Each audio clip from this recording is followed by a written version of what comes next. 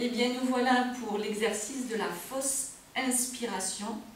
Un exercice très intéressant chez les femmes pour pouvoir décompresser, décompenser tout le poids du périnée. Et surtout pour les personnes qui sont en post-natalité. Alors, on va la voir cette fois en position allongée. Vous installez bien sur votre dos, les jambes fléchies, les pieds posés au sol.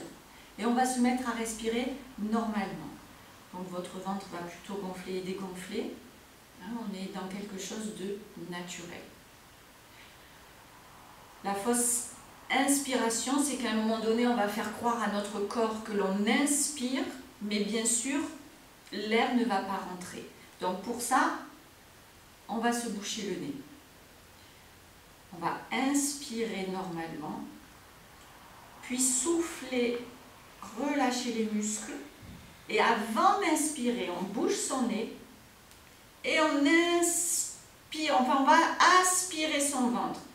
Puis quand on ne peut plus, on relâche et là on prend une inspiration et on revient sur une expire relâchée. Puis on recommence.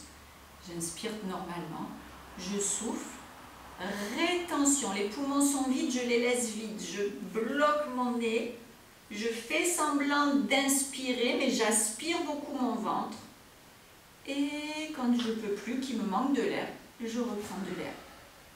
On le fait une dernière fois avant que j'amène d'autres explications. Le ventre est détendu, relâché, à l'expire. J'empêche l'air de rentrer, je ferme la bouche, je ferme le nez, tout s'aspire et je reviens. Bien, ce que vous pouvez observer pour être sûr que vous avez réussi votre exercice, c'est qu'au moment où vous lâchez votre nez, vous ayez envie d'inspirer. D'accord? Méfiez-vous de temps en temps, parce que le corps n'est pas bête, et manquer d'air, ça ne lui plaît pas. Vous allez peut-être fermer le nez, mais inspirer un tout petit peu par la bouche, et ça, il ne faut pas faire. Donc on le refait une dernière fois en étant bien conscient du fait que on va aspirer son ventre, mais sans faire rentrer d'air. On le fait une fois avec le nez bouché, après on le fera une fois sans tenir son nez.